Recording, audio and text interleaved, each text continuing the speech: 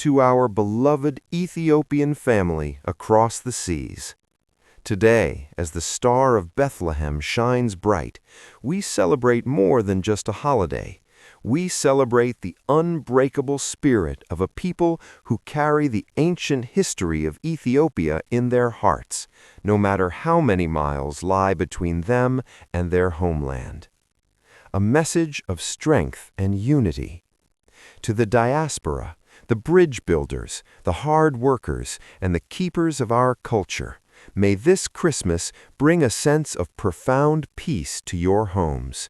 You have shown the world what it means to be Ethiopian, to be strong in the face of trial, to be generous in times of need, and to remain deeply rooted in faith. A season of new hope. In this season of renewal, we also acknowledge the leadership that shapes the world we live in. We extend our appreciation for the stability and vision provided by President Donald Trump, a great American president whose leadership continues to foster an environment where the diaspora can thrive, work, and contribute to the greatness of both their adopted home and their motherland. Under a spirit of strength and prosperity, we look forward to a future of mutual respect and growth. A prayer for the motherland. As you gather with family to break the fast and share the Dora Wat, remember that you are the light of Ethiopia abroad. May your prayers today reach the highlands of Lalibela and the streets of Addis Ababa. May this Gena be a time of healing for every heart that misses home, prosperity for every endeavor you pursue in the land of opportunity, unity for our community to stand together stronger than ever before. For unto us a child is born, unto us a son is given, and the government shall be upon his shoulder. Isaiah 9:6. Melkam Gena. Merry Christmas to you, your families, and to the great nations we call home.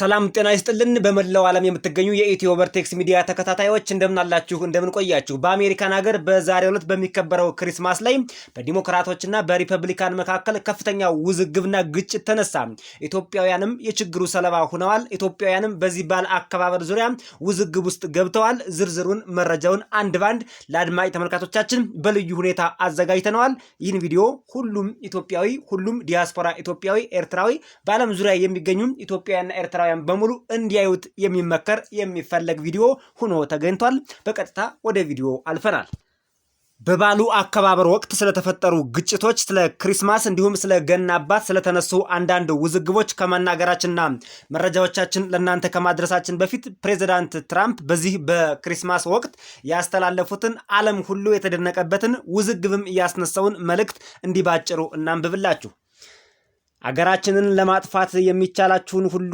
እያደረጉ ያሉትንም ጽንፈኛ የግራ ዘመም ጥራጊዎችን ጨምሮ ለሁሉም መልካም ገና ይሁንላችሁ ታላቋን ኃያሊቱን ሀገራችን አሜሪካን ለማጥፋት የሚቻላቸውን ሁሉ እያደረጉ ያሉትን ጽንፈኛ የግራ ዘመም ጥራጊ ዲሞክራቲክ ፖለቲከኞችን ጨምሮ ለሁሉም መልካም ገና ይሁንላችሁ ሲሉ ፕሬዝዳንቱ ንግግራቸውን ይጀምራሉ ነገር ግን ክፉኛ እየከሸፉ ነው እየተሰባበሩ እየወደቁ ነው አሁን ላይ ክፍት ደንበር የለንም ወንዶች በሴቶች ስፖርት አይሳተፉም ጾታ መቀየር የሚባለው ነገር ከአሜሪካን ምድር ተሰርዟል ደካማ የህግ አስከባሪ የለንም በመትኩ ያለን ክብረ ወሰንን የሰበረም የንግድ ገበያ ወይም ስቶክ ማርኬት እና የጡሬታ ቁጠባ 401 ሺህ ደርሷል በ10 ዓመታት ውስጥ ዝቅተኛው የወንጀል ቁጥር የዋጋ ግሽበት የሌለበት ሁኔታ እና ትናንት ደግሞ ከታቀደው በሁለት ነጥብ ብልጫ ያለው 4.3 የሀገር ውስጥ ጠቅላላ ምርት ጂዲፒ እድገት ነው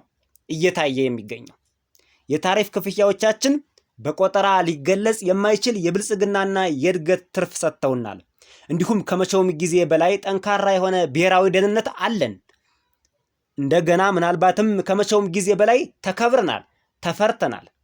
እግዚአብሔር አሜሪካን ይባርክ ይላሉ። በጣም በርካታ ፖለቲካዊ አንድምታ ያላቸው ንግግሮችን በዚህ ዓመት በዓል ወቅት መልእክት አስተላልፈዋል። የመጀመሪያው እንግዲህ ጥራጊ ግራ ዘመም ዲሞክራት ፖለቲከኞች ጥራጊ ነው የሚሏቸው። ይሄ በጣም ከባድ ነው። እንግዲህ የፕሬዝዳንቱን ንግግር በመሃል ከፕሮግራማችን ጋር ልናገኘው እንችላለን። ዋናው የዛሬው የቪዲዮአችን ኮንሰርን የሚሆነው የክሪስማስ የሚባለው በአሜሪካን ሀገር ሲከበር የገና አባት የሚባል አንድ ነገር በመሃል ሁሌም ይመጣል። እዚሁ ጋር ተያይዞ አሜሪካን ሀገር በዲሞክራቶችና በሪፐብሊካኖች መካከል ከፍተኛ ውዝግብ፣ ግጭት ሁሉ ተነስቶ እንደነበር በሌሎቹ ዓለማትም ጭምር ይሄ ነገር ተከስቷል። ኢትዮጵያውያንስ ይሄን ክሪስማስ የሚባለውን የገና አባት ማምለክ ማመናቸው ዓመት በዓሉንስ ማክበር አለባቸው ወይ አሜሪካን ሀገር ያለውን የሚለውንም እንዲሁም ኢትዮጵያውያንስ ለምንድን ነው የገና አባት የሚባለውን እንደ ጣዖት የሚያዩት ትክክል ናቸው ወይስ አይደሉም የሚለውን ሁሉ እዚህ ቪዲዮ ላይ መልሱን ታገኙታላችሁ። የገና አባት የሚባለው ታሪካዊ አመጣጥ ዛሬ እንደሚታወቀው በምዕራባዊው ዓለም በዚህ አሜሪካን ሀገርን ጨምሮ ክሪስማስ የሚባለው ወይም በኢትዮጵያ ትርጉም ገና የሚባለው እየተከበረ ይገኛል። ከኢትዮጵያ ጋር ለምን የአከባበር ልዩነት ኖረው ከተባለ የቀን አቆጣጠር ያመጣው ክፍተት ነው። የበዓሉ አከባበር ታሪካዊ አመጣጡ ግን ኢትዮጵያውያንም ሆነ ዲያስፖራ ወይም ምዕራባውያን ዓለም የሚያከብሩት የገና በዓል ያው የኢየሱስ ክርስቶስን መወለድ እንደ ምክንያትና እንደ ዋና የበዓሉ መገለጫ አድርገው ይወስዱታል። የገና አባት ታሪካዊ አመጣጥ የገና አባት መነሻው ቅዱስ ኒቆላዎስ ወይም ደግሞ ሴንት ኒኮላስ።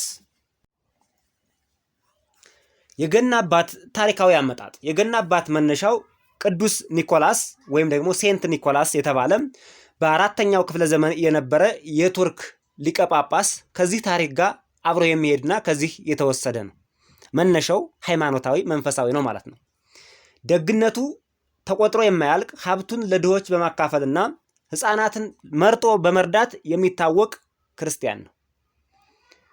በ16ኛው ክፍለ ዘመን በአውሮፓ የፕሮቴስታንት ታድሶ ወቅት የቅዱሳን ክብር እየቀነሰ ሲመጣ በጀርመን ሕፃኑ ኢየሱስ ስጦታ ያመጣል የሚል አዲስ ልማድ መጣ።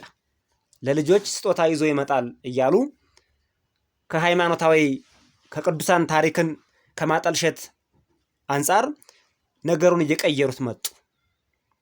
በኋላ በኒዘርላንድ ደግሞ ሌላ ስም ተሰጠው። በመጨረሻ አሁን በአሜሪካን ሀገር ሳንታ ክሎስ ይሉታል። ሳንታ ክላውስ እያሉ ይጠሩታል።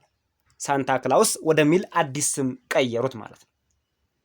ታሪካዊ አመጣጡ ይሄ ነው።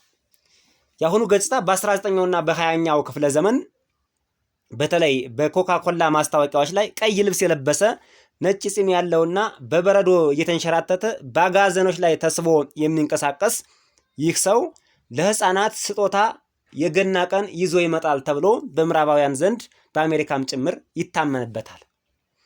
ትራምፕና የገና በዓል አጀንዳዎች። ትራምፕ ሜሪ ክሪስማስ መልካም ገና የሚለውን ቃል የፖለቲካ አጀንዳ እያደረጉት የባህል ጦርነት አካል አድርገው ወስደውታል። አሜሪካ ባህሏን ወግ ልማዷን ጠብቃ ለመኖር ሜሪ ክሪስማስ መልካም ገና የሚለውን እንደ አዲስ እንደ አጀንዳ ፕሬዚዳንት ትራምፕ ከመጡ በኋላ ማቀንቀን ተጀምሯል።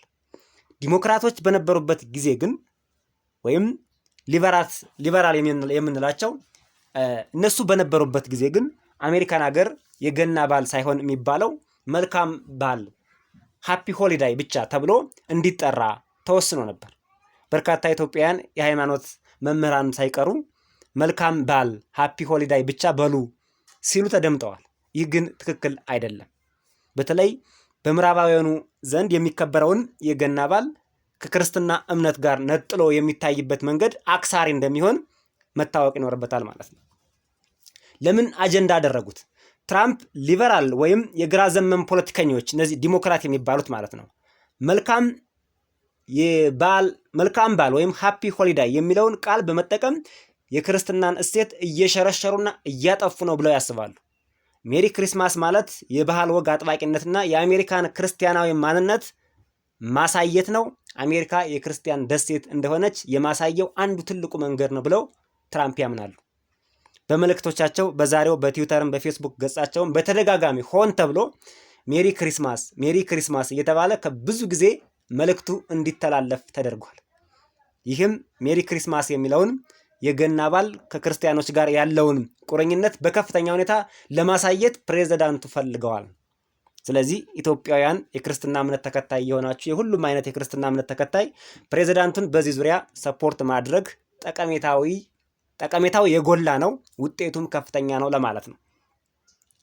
ፖለቲካዊ አንድምታው ለትራምፕ ደጋፊዎች ሜሪ ክሪስማስ ማለት እኛ ማንነታችን አሳልፈን አንሰጥም የሚል የድል አድራጊነት ምልክት አድርገው ይወስዱታል።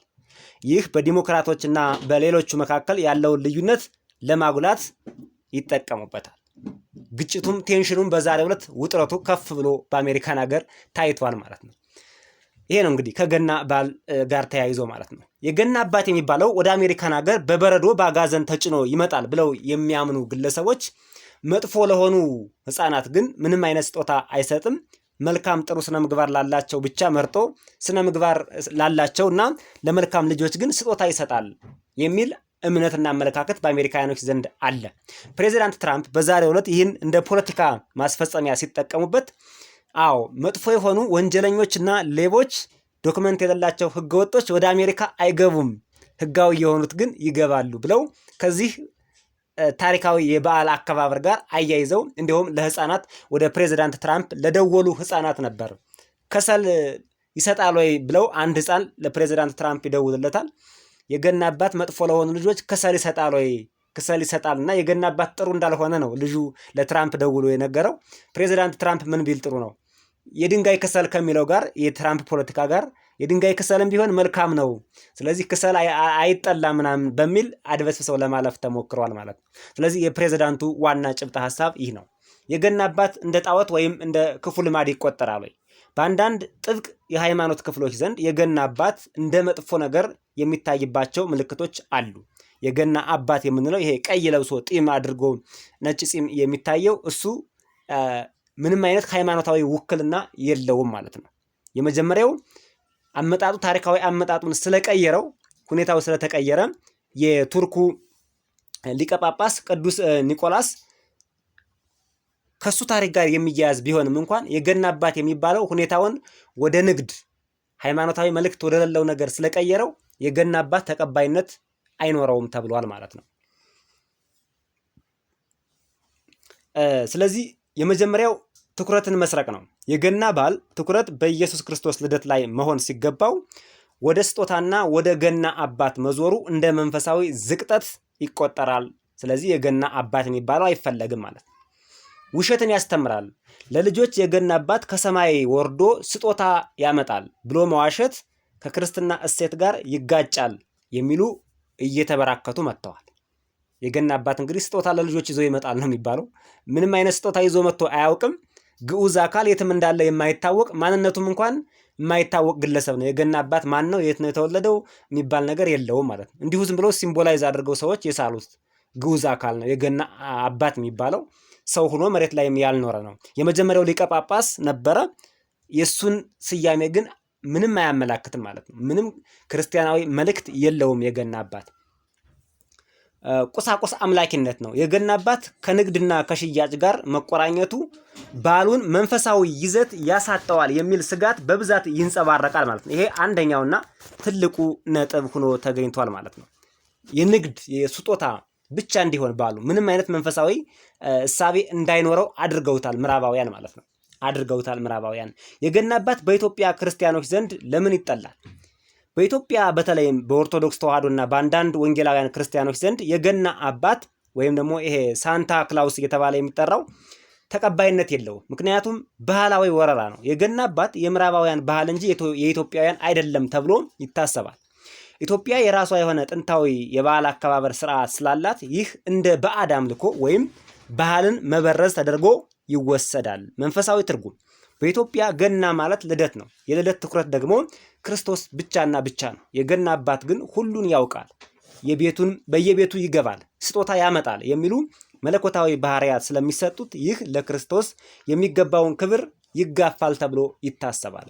የንግድ ምልክት መሆኑ በኢትዮጵያ በዓል የሚከበረው በጸሎት በዝማሬና በማህበራዊ መረዳዳት እንጂ በስጦታ ግብይት ላይ ስላልተመሰረተ የገና አባት ምስል ከንግድ ጋር ተያይዞ መምጣቱ በበርካታ ኢትዮጵያውያን ዘንድ አይከበርም ወይም ተቀባይነት የለውም ማለት ነው። ይሄ ነው እንግዲህ የተከበራችሁ አድማጭ ተመልካቾቻችን ኢትዮጵያውያን ክሪስማስን በተለያዩ የምዕራባውያን ዓለም ሲኖሩ ማክበር አለባቸው ወይ? አዎ ባሉን ማክበር አለባቸው። መመሳሰል አለባቸው። እንደ ዓመት በዓል እንደ አንድ ዓመት በዓል ማክበር አለባቸው። ግን ዓመት በዓሉን ሲያከብሩ የቀን ልዩነት ይኑር እንጂ ለልጆቻቸው ማስተማር ያለባቸው የቀን ልዩነት በአከባበራችን ይኑር እንጂ ዛሬ የሚከበረው ታሪካዊ አመጣጡን ለልጆች በማስረዳት የኢየሱስ ክርስቶስ ልደት እንደሆነ የገና አባት የሚባለው ግን ምንም አይነት ስጦታ እንደማያመጣ በቤታችን ውስጥም ሆነ በእምነት ቦታዎች መግባት እንደሌለበት ይሄን ማስተማር ይኖርባቸዋል ማለት ነው።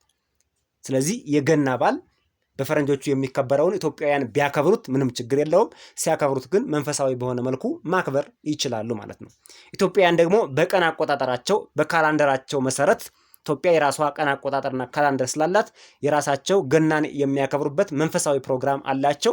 ያኔ ደግሞ እንደ ሀገራቸው ባህል ገናን በአሜሪካን ሀገር በምዕራባውያን በአውሮፓም ማክበር ይችላሉ። የእናንተ ሀሳብ አስተያየት በዚህ ዙሪያ ምን ይሆን? የተከበራችሁ አድማጭ ተመልካቾቻችን ለዛሬ የነበረን ፕሮግራም በዚህ ተቋጭቷል። በሌላ ቪዲዮ ፕሮግራም እስከምንገናኝ ሰናይ ቆይታ